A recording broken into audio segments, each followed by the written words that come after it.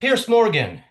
Yeah, I also want to change the channel now. Please don't worry. You're gonna hear more from us than you will from him, but you'll hear enough from him to probably if you're a rational, decent human being, have the same uh, physical disgust and revolt that we all have when we even think about him, let alone listen to him. So yesterday, Piers, as we know, he became a Hamas propagandist in the context of this war immediately after October 7th. He condemned Hamas. He asked people to condemn Hamas, but he also condemned everything Israel did in response to Hamas and everything that could actually prevent Hamas from doing what they promised, which is repeating October 7th again and again until there are no more Jews left to kill.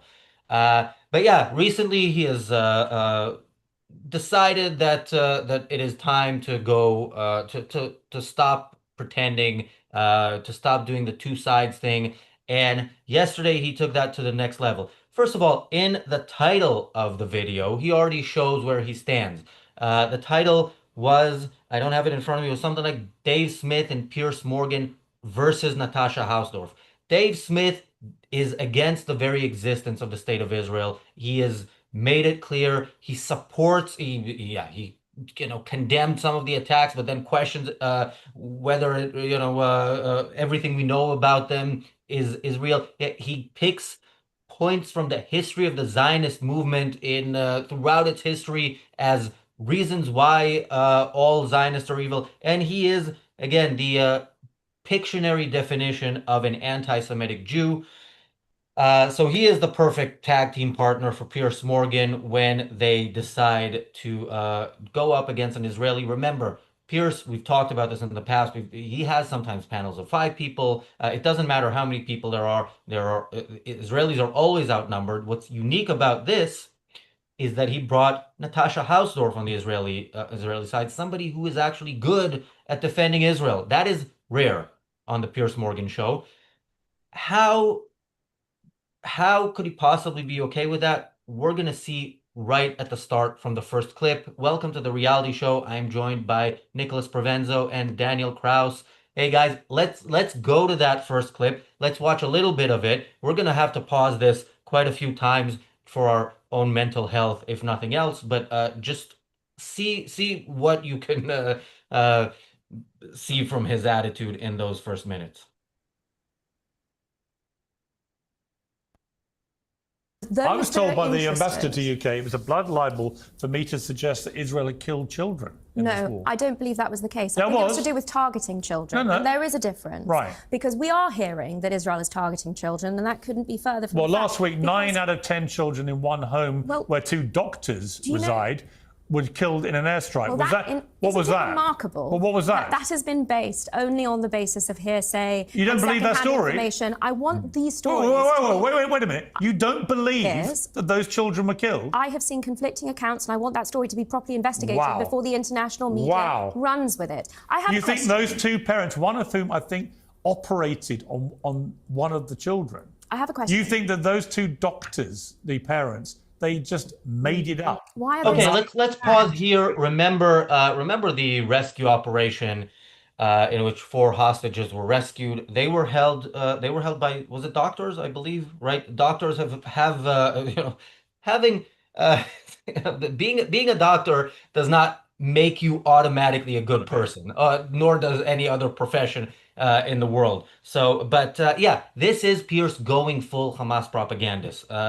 Nicholas, what are your initial thoughts when you see that? Other than the fact that she never actually it's gets why to I don't watch complete a TV sentence, by the news. way. Razi, it's why I don't watch TV news, because there's absolutely no cognitive value here. He's not letting the guest speak. He's just interrupting her. He's throwing these objections. It's not even a cross examination. It's an interrogation where she's forced on the ropes in a very rude and discourteous way, and not allowed to articulate her position. Her position is very clear. Israel does not target innocents. Innocents may be victims, but they are never deliberately targeted. And I think that holds true for 99% of the Israel's military actions. So for him to, well, what about these doctors? And didn't you know? And I mean, it's not helpful. It's not thoughtful, but it's what passes for news these days. in order to look at this objectively, you really got to pull back and ask yourself a lot of questions. What's the nature of this combat? And maybe even before what's the nature of this combat, what are the actual rules? You know, there's a constant appeal to international law. Well, what is this international law? Where did it come from? And basically, you know, my take on it is that the international law of armed combat is a acceptance that there is unnecessary misery associated with war, and that it is in everyone's rational interest to eliminate that unnecessary misery. So almost all the countries of the world have agreed to these concepts. And I think it's almost near unanimous. And it's just the very thing that if we can bifurcate dealing with the means of war and the innocence of war and try and keep one on one side and one on the other, we can eliminate needless suffering. Israel does this. Hamas does not. And you know, you can argue that on the margins there are errors in Israel's prosecution of the war, just like there's errors in any human endeavor. But as far as a core principle, as far as the principles that animate Israel, consistently, they are about mitigating suffering while not sacrificing their own rights. And so I think Israel's admirable in this regard. The steps, the heroic steps it takes to eliminate needless human suffering. So when you have Piers, you know, this man browbeating his guest without really any sort of context other than I'm just gonna throw chum in the water and see how it lands and browbeat my guest. It's just vile. I hate it. I hate it. Yeah, well, I agree with you that Israel does whatever it can to minimize suffering on its enemy's side. It is, first of all, I don't think that's a good thing. Second of all, I think Israel is doing it not think, I'm 100% certain Israel has sent soldiers to a death that would not have happened had Israel done whatever each death came from. Well, that's the self-sacrifice question, and that's absolutely. I hope that we cover that today, because you know, do we want our side or the side of the good to needlessly sacrifice itself? Of course not. And so, you know, what that means and what that entails, absolutely. And I look forward to discussing that with you guys. Thank you, Boy, for the super chat. Daniel, you're young. Did I say that? That was a super chat on the Daily Objective. It just came in after, I think it said happy birthday or something, congratulating us for for the 5-year birthday of the Daily Objective, which is tomorrow. Thank you, Soupycast, for the super chat. Soupycast says the year is 2020. I already read this, so that's why I'm sighing in advance. The year is 2032. Hamas has blown up the moon, breaking the 80th annual Gaza ceasefire. Prime Minister Piers Morgan, Lib Dem, blames Israel for, quote, provoking Hamas and calls for UN invasion of Israel. First of all, I don't know how you think Hamas would get to the moon. It's not like tearing, a fence open. Yeah, I don't think these people in Gaza are anywhere near getting to the moon. Anybody in Gaza who, has the mental capacity to do that is either no longer in Gaza or is only thinking about how to get out of Gaza. But yeah, you paint a picture, and the only good thing about that picture is that Israel still exists in 2032, but that's not a long way away. So yeah, Daniel, your thoughts on that yeah, Soupycast says I'm overanalyzing the joke. Yes, that's what we do. Daniel, your thoughts on the few seconds that we saw? Yeah, I mean, we could just go through his statements, right? He calls, I think Piers Morgan at the start, he like calls himself a journalist, and he has been sort of looking into this conflict at the very least since October 7th, or has pretty much probably every week has had at least like one show on this, if not more, in many cases, many more, right? And what he said is, oh, why would they make it up? Why would somebody aligned with Hamas make stuff up? Is this really a question a journalist is asking? Like, you can even be on the pro-Palestinian side, and the idea that you would say that Hamas never made stuff up, especially the days after both the 14,000 children that was completely made up. Oh, I guess maybe Hamas doesn't need to make up when the US does it for them. We had the 14,000 children, and then we had the killings, the supposed massacre, two supposed massacres that happened when Israel was giving out aid. And now, after even if your long-term memory sucks, if your short-term memory is good enough, now you say, why would anybody make anything stuff up? It's like it's a joke. Then you know, when Natasha says, well, I want to like wait for more information to see what happened, he goes, wow, you want to not do sensationalized news, you want to not immediately comment on everything Hamas has claimed, you do not want to like immediately go with whatever makes Israel the worst government that has ever existed. Wow. And yeah, lastly, you have the thing about sort of like Natasha is trying to make a difference about like there is a difference between like targeting children and the children die, right? Israel never targets sort of like civilians. It never does it. That doesn't mean civilians don't die. It's just never like the goal is never, you know, that is the sort of thing that, for example, allies did during World War II, where there was an actual like targeting of civilians, bombing of Hiroshima and Nagasaki, for example. The goal was to basically inflict so much damage that it would like concede the other side that they should do. Israel is not doing that.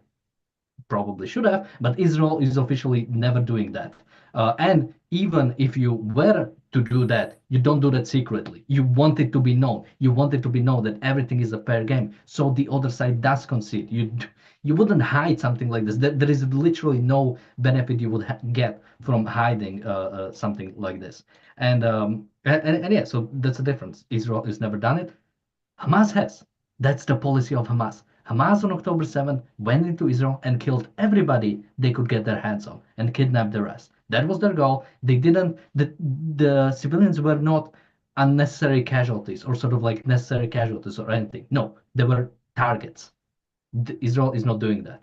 Yeah, I would say Palestinian children are also targets of Hamas in the sense that they want them dead and hide behind them on purpose because of people like Piers Morgan, who then use that for their propaganda. We will hear more from Piers. I'm sure it gets only better. Thank you, Gigi, for the super chat. Gigi says, Piers's guest, Ahmed, is a brother of a dead Hamasnik. I weep for those virgins. All right, let's hear some more of Piers. Had been blown to pieces by an Israeli airstrike. If this is true, you don't believe it. Well, why on earth was artificially generated imagery used to promote this story when it first happened? I got to say, Natasha, I think what you just said about that Piers family Morgan, is despicable. We've seen time I'm and sorry, time again. it's despicable. What is truly Somebody, you talk about blood libel, like Dave said. You talk about blood libel. You talk about lies. All I said you talk about promoting propaganda. And here you sit here as a lawyer and you say that you do not believe those 9 children were killed. I didn't say that. You're putting words in my mouth. Do you believe it or not? I said that there were conflicting accounts. Do you believe it? And it needs to be investigated. Do you believe it? I thought you would be the parents first. Okay, all right, let's pause here. It's funny. I'm reaching for my mouse trying to like hammer this guy down. Piers didn't invent this type of low-life journalism of repeating a question. Look, she explicitly says Israel did not target. She doesn't deny that they were killed. She doesn't know. She says she wants to find out what the information is. Yeah. But she does deny that they were targeted. And that follows with Israel's massive legal infrastructure to justly target its targets. I mean, let's talk about what Israel has. Israel has a legal core that analyzes each and every pre-planned legal operation and vets it for proportionality, for what are the requirements, like whether it unfairly targets civilians, whether it is necessary, whether sufficient precautions are taken. Israel has an entire infrastructure dedicated to getting these questions right. Is it flawless? No, because like any human endeavor, mistakes can be made. But in terms of intent, and what matters in the law of warfare is intent. As far as Israel intends, it does not go after innocents as a matter of course. Now contrast that with Hamas. That is Hamas's rationale for being. That's what it does deliberately right out the gate. It specifically doesn't its soldiers don't wear uniforms. It targets civilians. It takes hostages. It uses indiscriminate weapons, and it weaponizes protected sites. That is Hamas's MO. Now you compare that with Israel, and Piers is gesticulating and screaming and yelling at this poor woman, saying, "How dare Israel cause the deaths of 9 innocent children?" But he ignores the broader context. The broader context is that Israel is defending life, Hamas is destroying life. And that he doesn't see it is so dishonest, and that he's so self-righteous and smug. Like I said, I'm reaching for my mouse like it half in my brain thinking that I'm the one controlling. I just don't want to see it because, you know, this man has nothing intelligible to say, and yet he says it loudly. And here we are suffering through it. Yeah, and again, she said there are conflicting reports. Conflicting reports means one of them is Hamas and others are not Hamas, and question this. And to him, it is not, he does the Palestinian thing, and I say Palestinian as a political ideology. The Palestinian thing of saying the children, you know, we saw that video of the ambassador, the children, like that's all you have to do.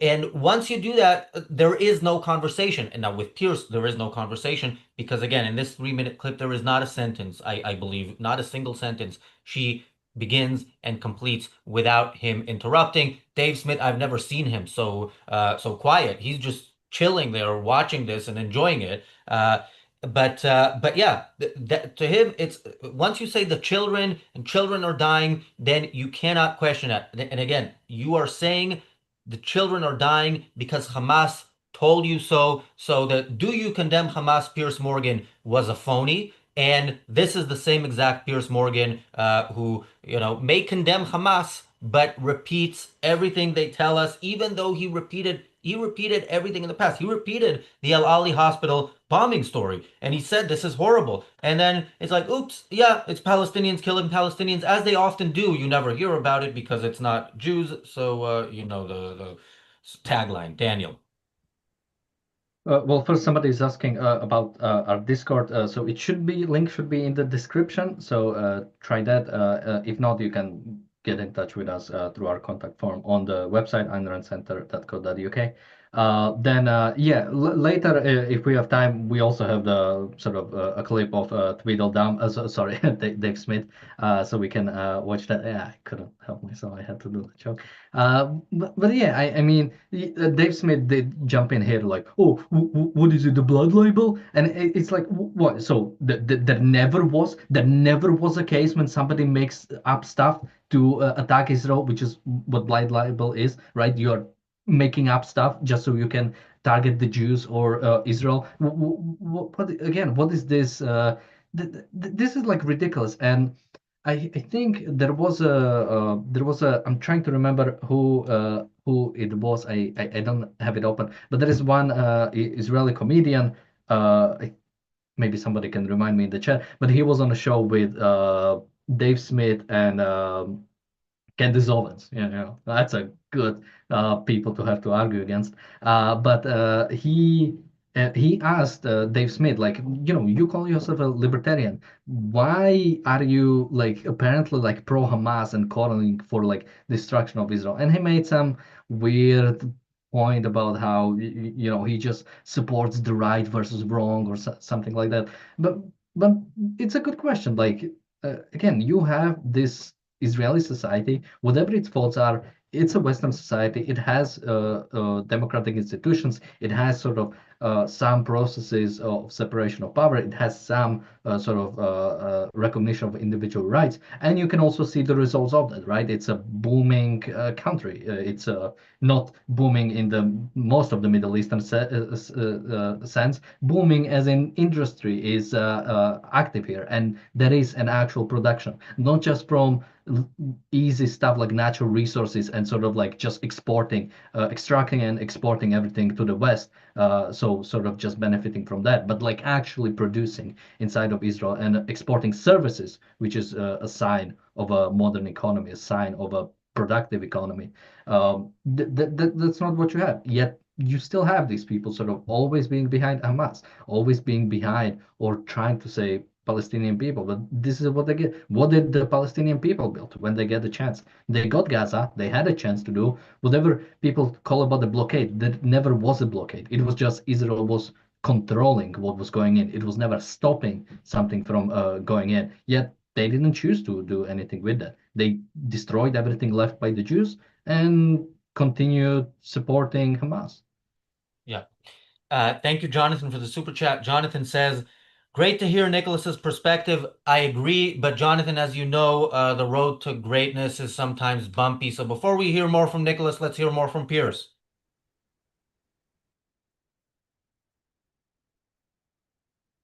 Were killed. Do you believe them or not?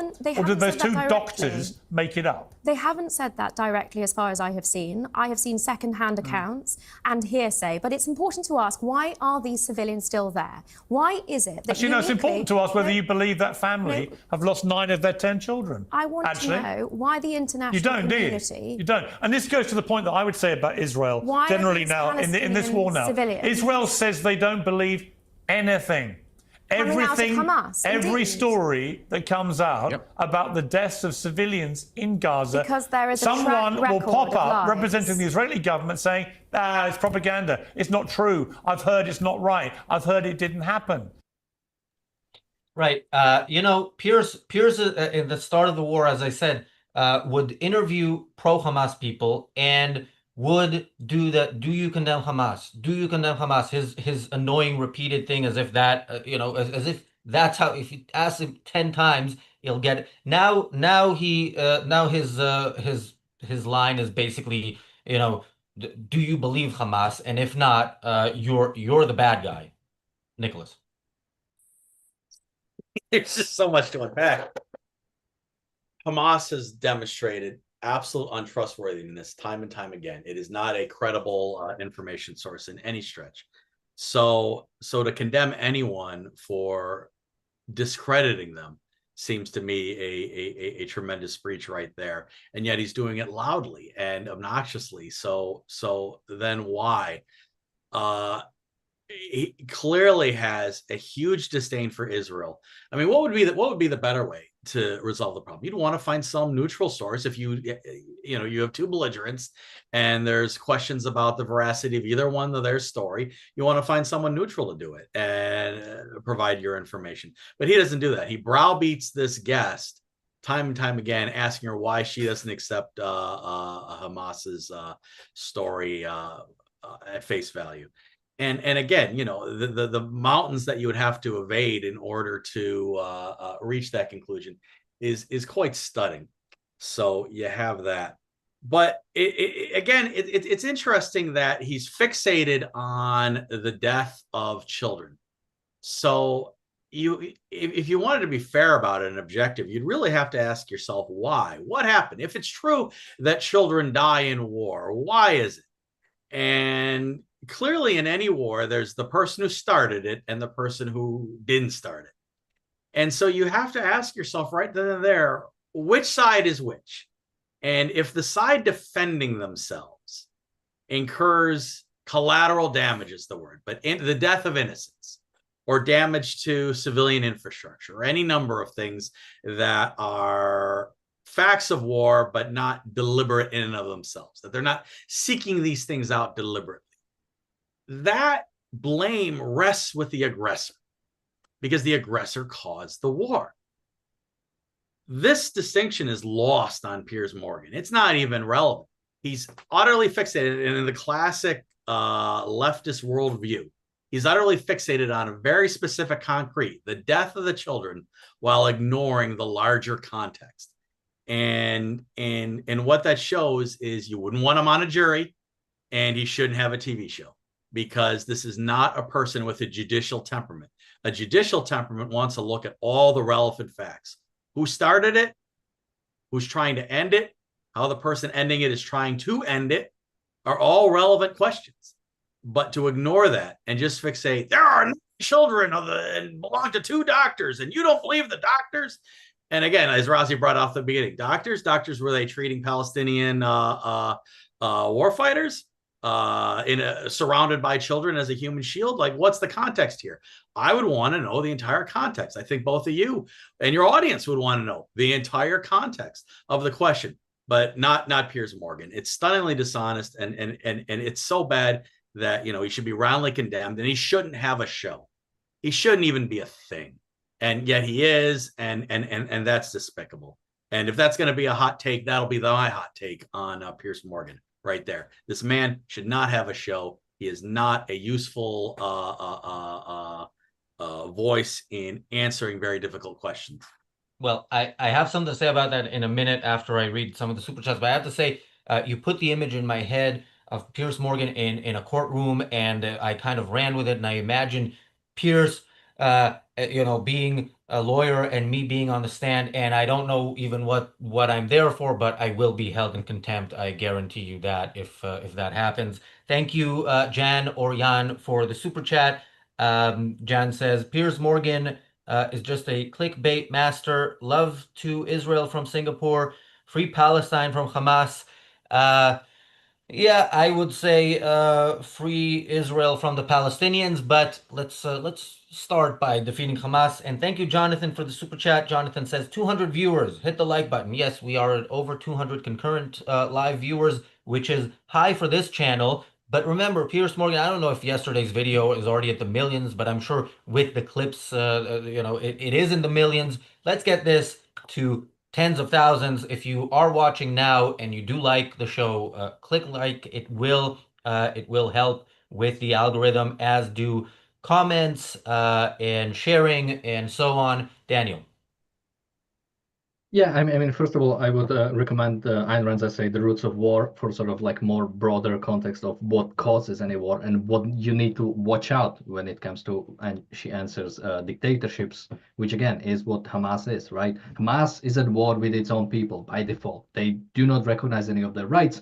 And Palestinians themselves do not want to sort of any government that would recognize any of their rights. Like, again, go back to the I mean, we don't have to go to the last elections. Go back to the latest polls. It's still Hamas is the most popular faction, and when it's not, it's Fatah, another terrorist organization. Not that much better. They do not have some sort of third way, peace with Israel or get annexed by Israel. We don't see any of that. We don't see any of that in Gaza. People calling out for Israel to come in. People calling out for Hamas to be dismantled and for a culture to change. So yeah, that's what I would recommend. And again, he's sort of like yelling, Piers Morgan is yelling, you ignore all the information coming out of Gaza. And it's like, well, it's only Hamas is coming out of Gaza. There is no other information. There is no third reporting. There is no sort of even like Red Cross or Red Crescent reporting on what's happening to the hostages, right? Hamas didn't allow any of that. So like there is nothing else. So what do you want Israel to do? It's like, you want Israel to be like all the other organizations around the world, right? Well, this is the number we have. We don't have anything else besides the number from terrorist organization. So we're going to report on that. You want Israel to be that. You want Israel, which, at least Israel is sort of ignoring that part, right? It's sort of not accepting the Hamas numbers, which they shouldn't. We've covered many videos in the past how Hamas numbers lie. Many of them, they retract some of them. They do not report on the militant deaths, so it's all bundled in together. They do not sort of like have any distinctions at all. They stop. Sometimes they do report on women and children dying, but again, it's all over the place, and there is no confirmation of those numbers. Again, when the UN says it sort of verified the numbers, or when anybody says they verified the numbers, all that happened was that somebody called up the hospital and asked, did those people die? And the hospital said, yes, they did die. That's all the confirmation there is. It's nothing else. That this is what they have. And again, so all you have is this sort of, we got numbers from Hamas, and then we checked with Hamas if those numbers are true. So, and that's what we are going to go with. So, yeah, again, there is nothing. Israel shouldn't accept any information from Hamas.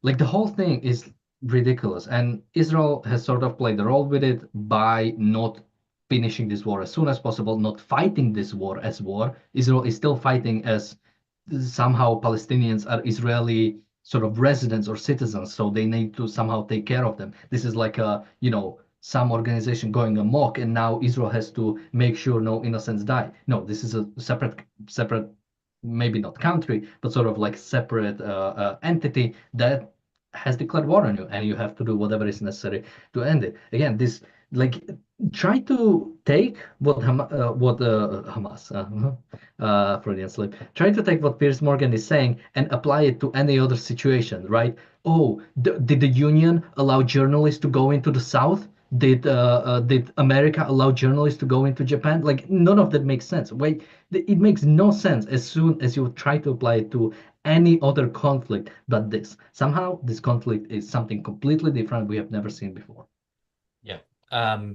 Somebody in the chat says, free Israel from existence. Yeah, thanks for the reminder that anti-Zionism is totally not anti-Semitism. It's only the desire to see the world's only Jewish state wiped off the map by the savages that would wipe it off the map in the way that they did October 7th. So, yeah, we know who you are. Thank you for that.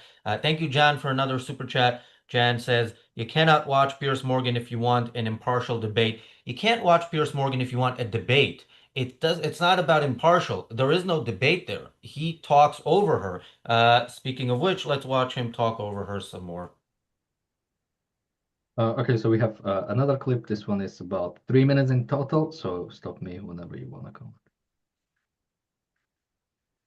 Israel has decided no journalists from outside can go in. For 3 reasons. And make that assessment themselves. Yes. What right does Israel have to do that? For 3 reasons. Will you allow me to finish? Well, there are no reasons. Well, you've It's none of your business whether the journalists view their safety as being at risk. I'm sorry, you haven't heard the reasons yet. The first, of course, is the safety of the journalists, and I appreciate you don't accept that. The second... I think it's a load of nonsense. The second is the safety... The idea you're doing is that some quaint concern for the safety of journalists is bullshit. That was reason number one. Reason number two is the ability. These better get better. Is the ability of IDF soldiers to be able to conduct this war against Hamas without. Without the journalists getting in the way. No, without. They've actually, by the way, they've killed more journalists in Palestinian journalists than in any war Hamas in members modern wearing history. press vests are not journalists. And reason number three. So none of them are journalists. And reason number three. So just to be clear, none of the Palestinian journalists who've been killed are actually journalists. I said Hamas members. Oh, they're all Hamas members. Those that are. And every single dead Palestinian journalist is a member of Hamas. Is that your position? No, listen, I appreciate Piers. That is also bullshit. But misrepresenting, misrepresenting every So that's 2 out of 2. Right. What's the third reason? Our mutual friend Douglas Murray was embedded with the IDF in Lebanon. You said the words yourself. I love Douglas, but he was embedded with the IDF. Right. He's unbelievably pro-Israel. Let me finish. So of course he was going to write what he witnessed while embedded with the IDF. No, let me finish what his experiences there were. The difference I is read that it. You have to tell me. There is something I think that you won't have heard. The IDF are able to allow journalists into Lebanon. He wasn't the only one. There were many other international journalists. There have been a tiny... Those other international journalists with him were very clear. There have been a tiny... Okay, Dan, you know what? Let's pause just because, again, I think just we need smaller chunks of this for our own long-term mental health. Nicholas, any thoughts on what we just saw? Well, I'm trying to get my finger on his rhetorical technique here, because it's not to let the speaker develop a cogent thought. It's a Socratic method, but an incredibly dishonest Socratic method, because again the guest doesn't even get a chance to develop an answer. So the rhetorical attack, he's needling her. So he's trying to get at that reptilian brain, and he's trying to get her to slip. And you know that the minute she says anything out of turn, he's gonna leap right on that. And he's trying to. She's not giving him much, so she's very good. I wonder. I mean, I would be hard pressed to be effective in an interview like that. Because again, he's hammering, and now you have to think clearly in a way that he's denying you in order to get your point across. And I guess, I mean, what if you think about it? What would be the thing that she could do to try and regain control of the interview? Or should she just walk out? Because I've been in interviews. I was on a radio show where I was getting not quite that intense, but up there.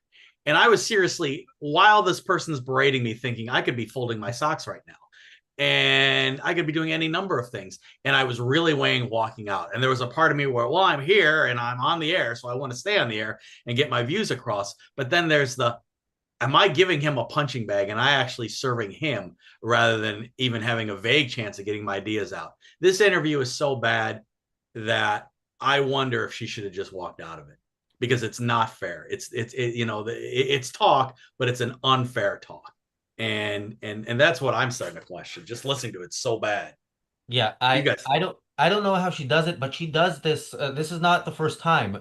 She actually, it's not the first time we talked about it. It was like a month, 2 months ago. When was that Ian Dale interview on local radio here in London? Yeah, that she also got the same treatment, and she's amazing. I would not want to do what she does, but if I did want to, I wouldn't be able to. Thank you, Soupycast, for the super chat. Soupycast says, if Pierce was alive in the 1960s, he'd be pro CSA. Maybe. I'm not 100% sure what you mean. I mean, why wouldn't he be? The North was killing civilians. It was going and torturing towns. It was no, well, not like torturing, but like setting South on fire. It was like completely destructive. It was making, making making the South unlivable. Yeah, I get. I mean, I more mostly think of him as,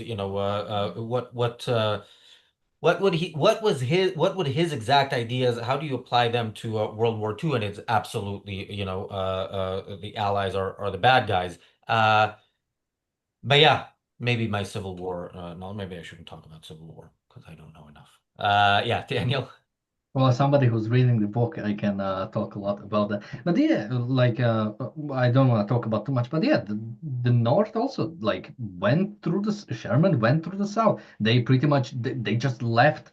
There is one sort of like recollection of one woman sort of like going through the areas that Sherman went through, and it was just devastation. There was pretty much nothing left. People that were in those areas were left with like enough food for like a few days. That's what needed to happen. That's how you end a war. That's why you finally like bring this like barbaric conflict, because again, war is not like this fun thing we go watch sometimes. It's a terrible situation you want to end as soon as possible, and trying to act differently, trying to demand something else is ridiculous.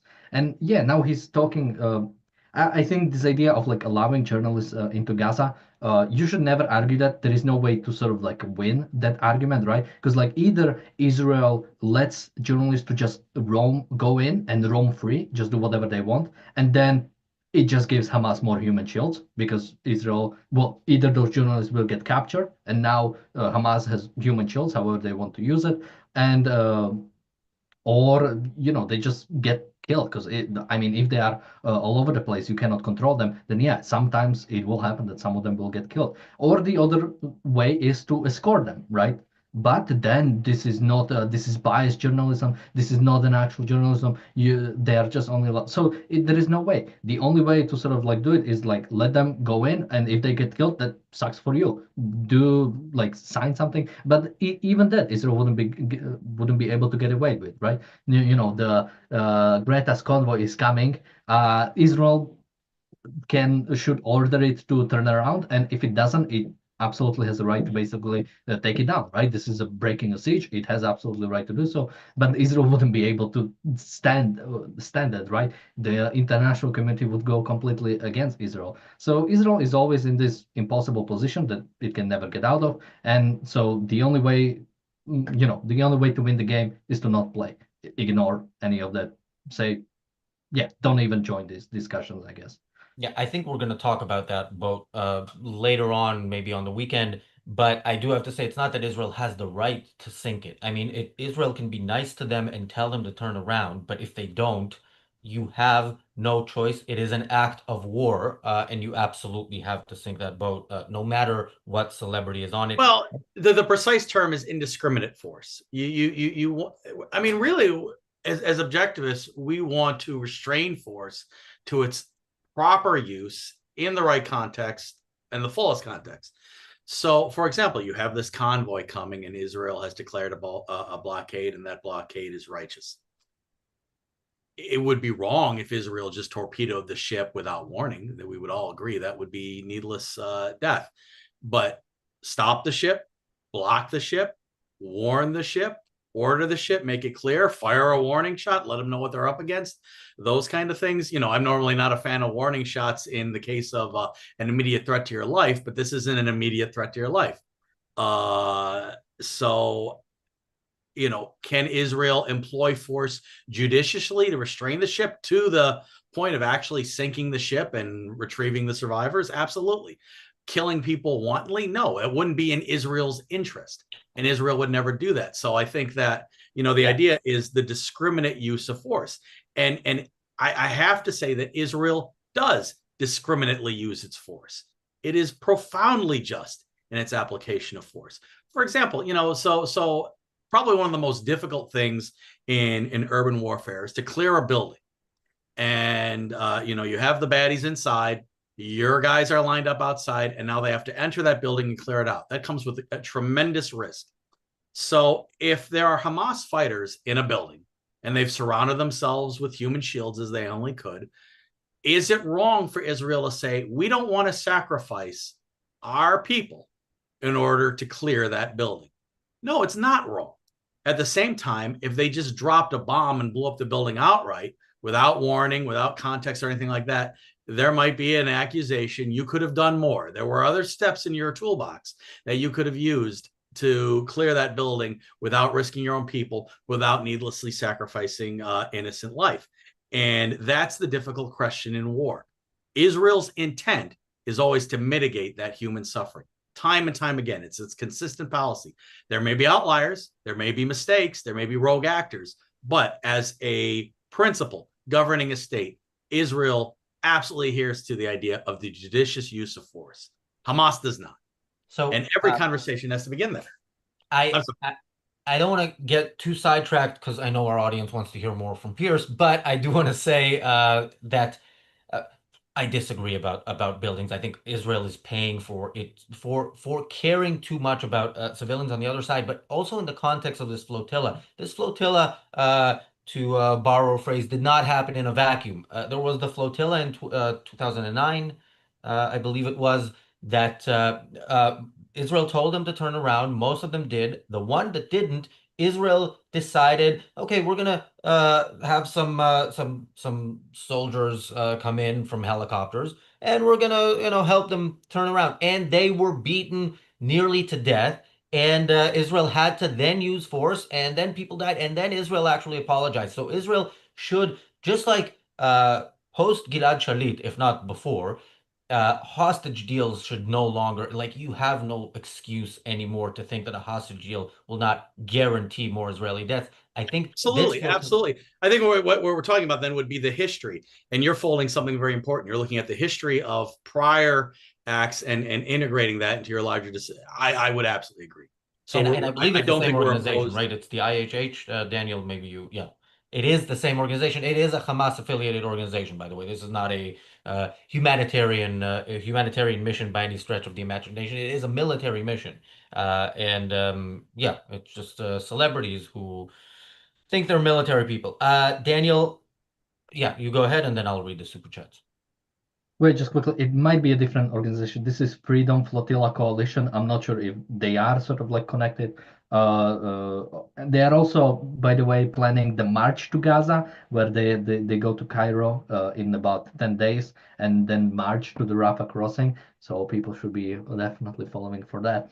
But yeah, I mean, when it comes to this the sort of the laws of armed conflict and generally the sort of the idea of civilized warfare, it's sometimes I'm thinking about, well, maybe there is something to it, maybe we could, but the fact that this is like it's only being used against Israel, like, and that's all that happens, right? So it's really hard. If I was sort of like an Israeli leader, it would be really tough for me to actually care about whatever the international community says after everything that Israel has been getting, not since October 7th, since 48.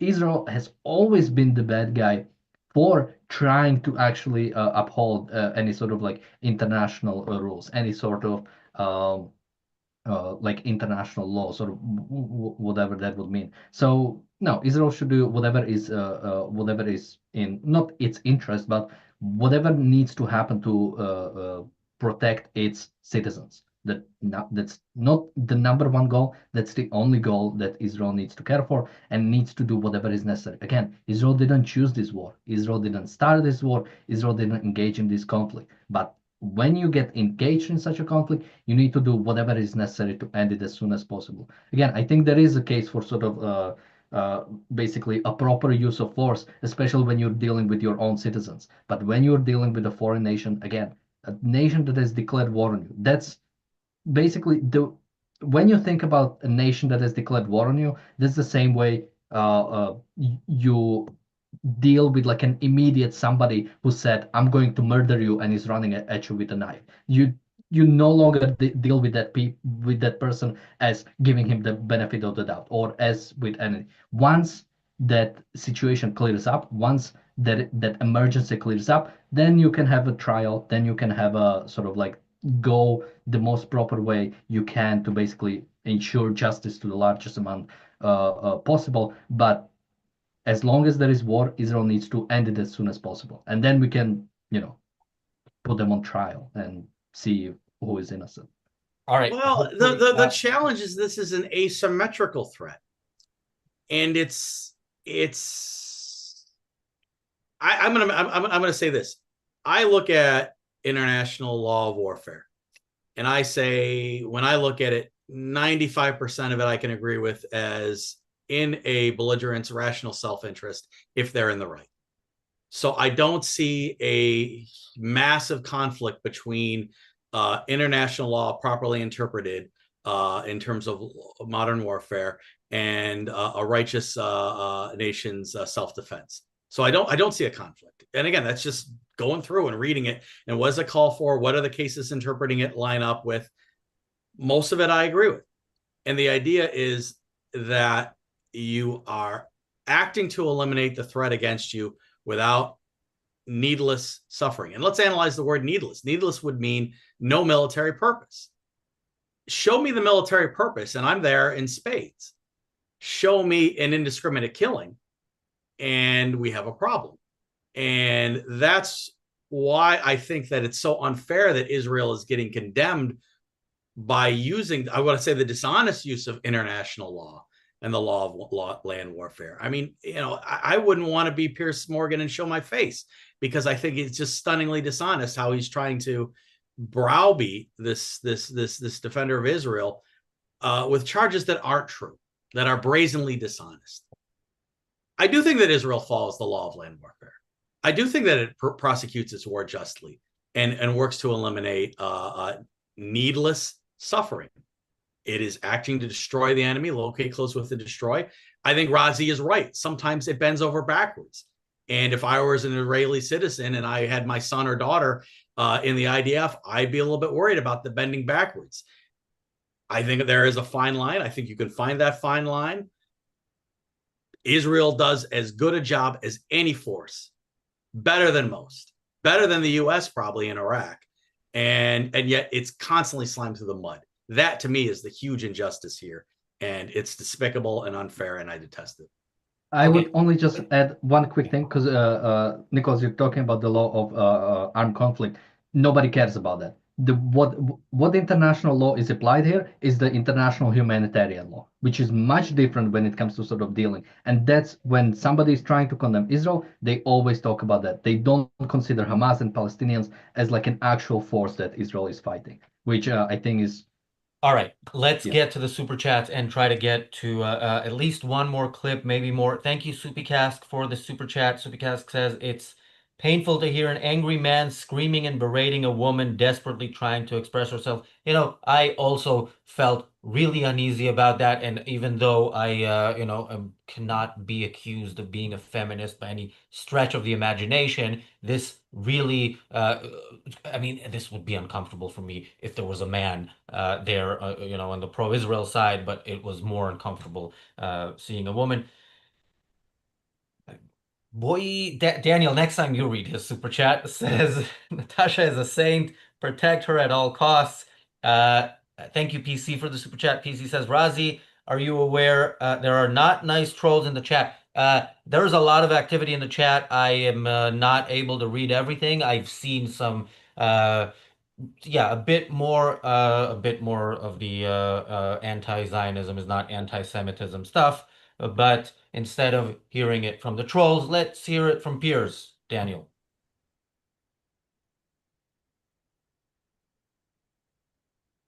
By the IDF in tightly controlled environments to witness what the IDF were prepared to let them see. And you know what those journalists actually what it needs said? This war to stop the bullshit, which is out of control, by the way, in this last 3 minutes, is to let international journalists go in and do their jobs. And they will worry with their networks or organizations about their safety, but they should be allowed to do their jobs. And there's only one reason why the Israeli government doesn't want international journalists crawling all over Gaza. It's because they do not want them reporting what they will find. Which, by the way, will include the bodies of thousands of children who you, on the Israeli side, are not counting as you count the terrorists you kill, but who journalists would. Reason number 3 is that those journalists that were in Lebanon said that they had to be very careful about what they reported because of what Hezbollah would do to their colleagues in Beirut. The fact that international journalists have sunk to this level, that they would allow their reportage to be controlled by terrorist organizations, Iranian proxies, Hamas and Hezbollah included, is despicable. That is the real issue here that has driven the international... not. The real issue is... Okay, let's stop because this is... Okay, let's it's nice. We're not ending yet, but it's nice to, towards the end, get to a positive. First of all, she actually got a few sentences in there, but you see this amazing ability she has to know, okay, this piece of shit is just gonna continue, and I have my points, and I'm going to let him do his thing, and then I'm gonna try to get my point across, and if he interrupts, I will, wait. And then, Piers Morgan, the show is called Piers Morgan Uncensored, and Objectivist will, of course, not agree with the definition of censorship there because there's no government involved. But if we use the Piers Morgan definition of censorship, the only person uncensored on that show by that definition is Piers Morgan, or anybody who agrees with him. Because Daniel, I don't know what we're gonna see in the Dave Smith clips, but yeah, he lets Dave Smith talk. He does not let people who disagree with him talk because he would actually have to answer their points. Yeah, Nicholas. I mean, so he's complaining about blocking the journalists, and she's saying that there's strategic and tactical reasons to do so, and I think she's absolutely right. You're talking about a terror group that is particularly ruthless and manipulative, and that's their shtick. So Israel has a strategic interest in that. I have no problem with Israel's actions there. What I do have actually, and what I'm amazed is that this never really gets brought up that I've ever seen, is the fact that Hamas's fighters don't wear uniforms. And that's a fundamental rule of warfare, is that the combatants identify themselves. They carry their weapons openly. They wear uniforms to differentiate themselves from civilians. Hamas does not. And Israel has to bear the burden of dealing with that threat. And I would like to see a Pierce yell at someone from Hamas about that fundamental breach of warfighting etiquette and decency, the willingness to separate your own forces from the civilians you claim you're fighting to protect. They don't do that. It just shows how absolutely disgusting they are. And so I think this whole discussion that he has on his show is just miscast from the gate. You're not talking about the fundamental problem in the prosecution of this war, an enemy that fuses, that hides itself and illegally hides itself. And then part 2, the human shields. How despicable is it to surround yourself, your fighting men, with civilians like they do all the time? And again, Israel has to bend over backwards in order to eliminate that threat in the face of the innocence of the war. Why doesn't that evil land on Hamas's doorstep? It doesn't. You got Pierce, browbeating this woman absolutely unfairly. It's despicable. It's just one more reason why I hate watching TV like that, because it has a place in our culture that it does not deserve. And I see why people watch it. It's chum buckets and emotional, and but at the same time, I don't know how anybody watching that could have walked out with any understanding what the guest stood for, or other than to feel extreme sympathy like we do for her. So that's my Yeah. hot take. Well, the goal of Piers having a guest who's pro-Israel is not to have people understand what the guest is for. It's to adopt the position that he has adopted, which is the Hamas position. Somebody in the chat says, y'all have lost your minds calling everyone who disagrees with you Hamad. I only call them Hamad if that's their name, but if you welcome to the channel, I can see like you could probably first-time viewer.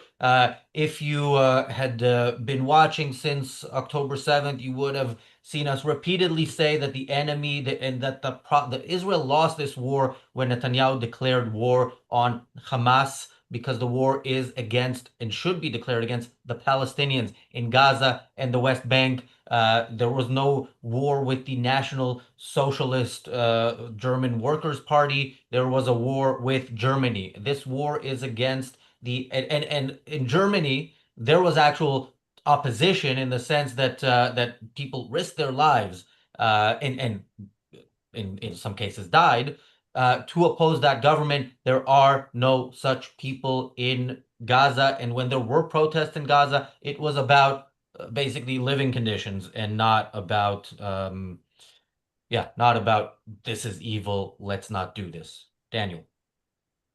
Yeah, I mean, again, Pierce goes on to how Israel doesn't want to allow journalists in because they would report on what's happening. And it's like, are we lacking any information about like they are reporting Hamas now.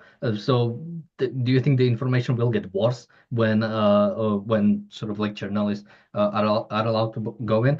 But also again, like the war is hell. Like, what do you think? You can like fight a war with like roses and sunshines and it's all nice and no children die and no only like terrorists die, but also no, like nobody who was forced to join Hamas dies, only the people who actually believe in the cause of Hamas will die. Like you're expecting something not only like unbelievable, but it's clear that your goal is simply to have pretty much whenever the good guy gets attacked, the demands are for them to surrender, and whenever the evil people attack, well, we cannot demand anything from them because they don't care what we think. So pretty much we cannot do anything. So the goal is pretty much that whoever is on the right side will always or should always pretty much surrender. That's what is the expectation. That's what is the demand. I had this idea that basically there will never be a properly fought war because you can see everything on X, right? Like again, we see the images of war. It's not nice.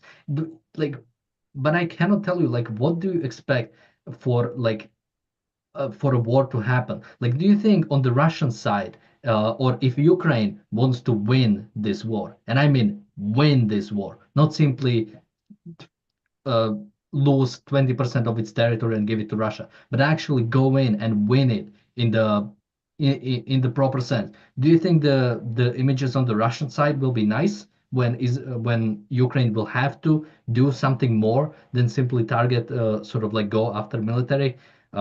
Maybe if the population in Russia stands up, there is some resistance to the Putin's regime in Russia. What do you do when every single Palestinian in Gaza is behind the regime?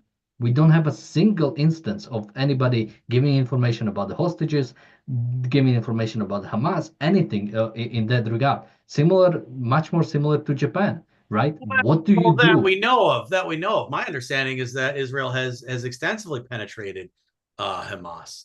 So I wonder, and again, that might not necessarily be for noble reasons. This may be someone just trying to secure an immediate advantage or something like that. But I think that Israel has an incredible intelligence machine. So without more, I couldn't say that. What what I'm thinking about is you have illegal combatants. You have Hamas operating its military force outside of the rules of war. Yet it doesn't seem like once captured, they really suffer much for it. They're imprisoned, but I would argue they're rarely executed. And I would support now. The law of war says you could execute them for that after a fair trial, a military trial. So not necessarily the same thing that would occur in the civilian sphere, but the idea that we're taking this seriously. The only reason I can think of that you wouldn't was that the Hamas would retaliate and start executing hostages and whatnot. But even then, now it's time to really play serious. We want to destroy the Hamas infrastructure, and we want to discourage anyone from following in destroyed parts footsteps. How do you do that? I think Israel has to get serious and start putting people down, and they do it on the battlefield. I also think that when they're captured, defeated, at least the henchmen. I mean, we executed Nazis after World War II. We executed the key Nazi leadership after World War II, and that was absolutely right and justified by the facts. Do the facts surrounding October 7th support Israel doing the same as part of its effort to demolish Hamas? Absolutely. Absolutely. So, when we talk about things that I wish would happen, I wish that these unlawful combatants would be identified, and at least the ringleaders, at least the key leadership, permanently eliminated under, again, fair rules. So you have to identify that's not just pell-mell or haphazard or summary executions on the battlefield, but after at least an appropriate fact-fighting to the facts of the case, eliminate this forever. Because I think that's the only way that Israel can protect itself from the evil of Hamas. It has to destroy the leadership, decapitate the henchmen, and discourage anyone from following in that path. And death is the only language, unfortunately, that this enemy speaks. And as long as his populations are willing to send their sons into battle, they have to be identified and decapitated. I wonder what you guys think. Well, Nicholas, you're a lawyer. I'm not, although I might need one. I will, I absolutely don't think that Israel should spend too many resources on arresting these people. But I know you disagree, and I think no, I'm not saying arrest. I'm saying this is you capture someone in the battle, and you identify that they're a henchman. The typical course is that they get arrested, incarcerated. I'm saying add an extra layer of punishment by the nature of the violence and the manner in which the violence is conducted. So I'm not saying this is a police operation. No. This is a military operation. But just like, the United States executed, for example, in Italy, there was a German commander who murdered surrendered American soldiers. After the war, he was identified and executed after a fair trial. We took it seriously. And I think that was necessary in order to deter a future aggressor from killing captured American soldiers. So you want to set that precedent. We are willing to take it to that level. Okay, we are over time, and we're going to go a bit more over time. We will have at some point to go because we have a live event with Keith Weiner in less than an hour that is going to be on this channel as well. The title for that, Daniel, is... I don't have it in front of me. Okay, so while we Keith wait is for that, I awesome. will thank Bonnie Keith for the Weiner is super chat. awesome, so that is really cool. That's awesome that you guys have him. I agree, and thank you, Bonnie, for the super chat.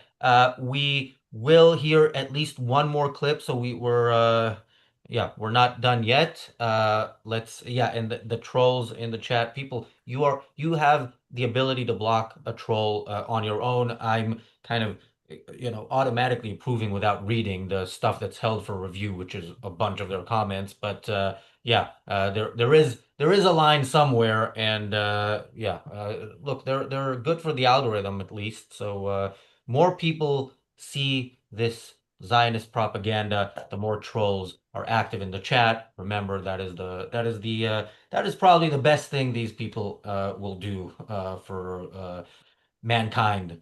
Let's hear another person who's I would only add Add one thing, because this sort of like idea of taking out the leadership, I think it can work in a certain circumstances if you are dealing with a terrorist organization like ISIS, like Al Qaeda. I think you sometimes can get away with sort of like getting rid of the leadership, and it will sort of fall apart itself. I think then if you go a bit further, you can. Israel was sort of able to do it about Hezbollah, right? Eliminating leaders one after another, and eventually it sort of collapsed. Now they are kind of gone, well, not still, because they do have some control over some territory.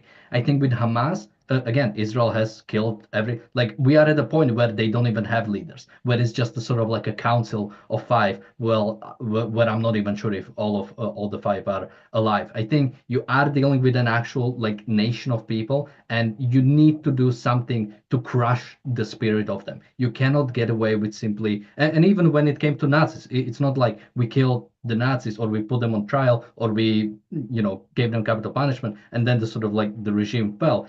The regime fell, then they were giving out trials, and then sort of we occupy them. So I think it's the people of Gaza that something needs to happen to them for them to realize they are the ones continuing this war. It's not the leadership. Okay, this is a topic of its own. And I just want to clarify to the trolls in the chat. Yeah, we approve what you, don't approve of what you say. We approve the messages as in the people can see them. But to the one that is repeating the same thing over and over, you said it, we heard it, you do it again, you're out. No spamming on our chat. Let's hear Piers Morgan. Well, we actually don't have. Well, it depends. Do you wanna? There's like 11 seconds of this one, and then I have one of Tweedledum. Let's hear Dave Smith a little bit as well. Okay, just give me a second. I need to pull. So I found this one by somebody saying, somebody on X sharing it like, oh, Dave Smith crushes Natasha. So I thought it might be interesting to go through, just so there are some captions around. But it's more important about what Dave Smith is saying. Oh, You always take Hamas's word Sorry. for it. So listen to what they say. You wouldn't take your word for it. Sounds like a lot of old Yes, bullshit right. again. Well, it's Dave. like, listen, Piers, as I've dealt with this argument with Douglas Murray and now here today, this is about as serious as Dennis Rodman claiming that Kim Jong-un showed him a supermarket full of food. Here's the bottom line. I have a much more clear logical answer. The reason why two former Israeli prime ministers, including Omar, who is a right-winger, who was Sharon's guy, this is not as if this is some left-wing anti-war peacenik or something like that. The reason why two former Israeli prime ministers have come out and said that Israel is committing war crimes in Gaza is because Israel is committing war crimes in Okay, Gaza. Daniel, first of all, yeah, this is, you wanted to remind us who Dave Smith is. That is a reminder. Dave Smith, takes something and then says, oh, here's a dictator, blah, blah, blah, therefore Israel. And then, of course, he picks out stuff. It's amazing that he's now a fan of Ehud Olmert. I know we have that scheduled episode. It is coming at some point about Ehud Olmert, who is not just a traitor to his country and was not right wing when he was prime minister. He was right wing when he was running, thinking that is the way he's going to win, whatever right wing means. And then he became very, very left wing, and he was in many ways pushing the disengagement, which brought us here. Remember, but in between, he was also a corrupt politician and a criminal who, I think, the only Israeli prime minister to ever sit in prison. So yeah, that is who Dave Smith is, and that is who Dave Smith likes. We now know everything we need to know about that lowlife. Yeah, glad we had that clip in there. Nicholas, thoughts on that? It seems kind of circular. We know that they're committing war crimes because they're committing war crimes. I mean, it's beneath contempt in terms of intellectual content. I reject that wholesale. Again, going back to what we talked about earlier, Israel has a tremendous infrastructure that is dedicated to ensuring that it uses its force judiciously. It bends over backwards. It actually, I think there's a fair case we made that sometimes it might even be sacrificial, which we would want to avoid. I don't want to sacrifice young Israeli soldiers to save Hamas or Hamas's supporters. but at the same time, you want to eliminate unnecessary suffering. Keyword being unnecessary. I think Daniel brings up a good point. When your culture is seemingly absolutely dedicated to a very evil thing, how do you defeat that culture and eliminate that culture's ability to impose force upon you? There's the practical, take out the infrastructure, and then there's the philosophic, how do you defeat their ideas? One of my favorite movies from World War II movies is Downfall, the one where the Hitler meme comes from. That's actually a brilliant movie. And what I love about Downfall is that it dramatizes the German people's acceptance of the hellscape around them and what it took to shake them of their Hitler worship. And it's not central to the movie, but it's definitely there for you to behold, in that the obscene becomes every day, and they're still willing to tolerate it to a point until they're finally abandoned by their Fuhrer. What will it take for the Palestinian people to break Hamas's stranglehold on their minds? That's a tough question, and I don't have an easy answer.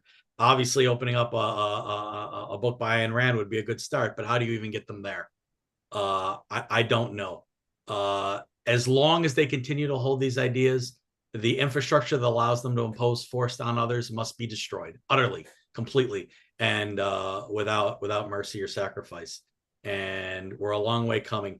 When you have useful idiots like Piers Morgan browbeating people who are trying to make a principled case for what's going on the ground in Israel, we have a long way to go. And so I'm really grateful to you guys for hosting the show and having a discussion where we're able to look at this from both a tactical level and a philosophic bird's eye level. So share, subscribe, and like, because these guys deserve it, and tremendous credit for you guys for hosting this. Thanks. And do you want to tell us where people can find you? Because I think we will be wrapping up. Yeah. I'm on Substack, Nicholas Provenzo, and I try and put out articles, and it's been a real treat to be on your guys' show, so much so. Thank you so much. Thanks. We love having you on. Daniel, your parting thoughts, and where can people find you? Yeah, I would only add sort of like, what do you do with that culture? You sort of give them a choice. What is the fundamental choice? Do you want to live or do you not want to live? And I think you do the similar way to their people. America at the end of World War II starved the Japanese people. They were actually on the brink of starvation. And dropped 2 nukes on them to let them know what is coming. That was as soon as you all are getting wiped out unless something happens, as you can get. And similar thing, I think, needs to happen in Gaza, or should have done on October 7th, right? Complete embargo, complete stop, and basically say, okay, the 2 million of you, or however many of you are there, are going to starve. And if people start starving and the Palestinians are still not changing their mind, if there is only destruction around them and they are still not changing their mind, what do you do with those people? How can you ever, when you give somebody a choice like that straightforward, and they still would rather support Hamas or support the cause against the Jews than surrender? I mean, again, the question is what can you even do with those people? If you have somebody who doesn't want to eat food, who just wants to starve himself, what can, besides, you cannot force somebody to live. You cannot, it has to come from them. So you get to the point where you have no idea what to do with the population. And so you just give them a choice. And I mean, hopefully it's sort of self-fulfilling, right? If they choose to live, if they choose to surrender, okay, this population has actually some capability of civilization. If they would rather starve than stop killing Jews, I mean, there's nothing we can do. And where can people find you? My YouTube channel, Damned Dan, links to both my stuff and Nicholas's as well are going to be in the description. What about my stuff? Nope. I've been saying, we've been saying, obviously, from day one, on October 9, 2023, the other show on this channel, The Daily Objective, was titled Why Israel Can't Win. And it was about how Israel chooses to fight not in order to win, and you cannot win that way.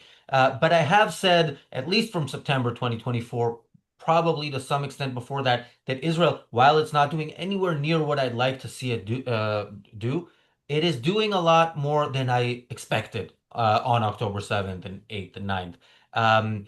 And I think Hamas also did not anticipate the intensity and the extent that this war has lasted. I don't think they anticipated that Israel will withstand so much pressure and keep fighting. On the other hand, I also don't think they anticipated the extent with which their useful idiots, sleeper cells in the West would rise and repeat really every piece of propaganda they put out there. Remember, this is not just Piers Morgan deciding that the tide has turned enough, that this is now the position that he should express. Again, I say that he's a Hamas propagandist. I don't know who he actually supports or what he thinks or if he thinks, but with like the BBC reporting reporting actual made up Hamas stuff, I don't think Hamas anticipated any of that. And again, nobody personifies that approach more than Pierce, and nobody exemplifies the alternative to that more than us. So if you enjoy this content, absolutely share it. Share it on X more than anywhere else, because that is where it could actually go viral. And of course, if you are able and want to do so, consider becoming a member of the Ayn Rand Center UK. Our next live stream is in 40 minutes. That is the what is the title of that, Daniel? It's a talk by Keith Weiner, titled "The Saul Alinsky." Yeah, the Saul Alinsky effect: how social trends change culture. yeah.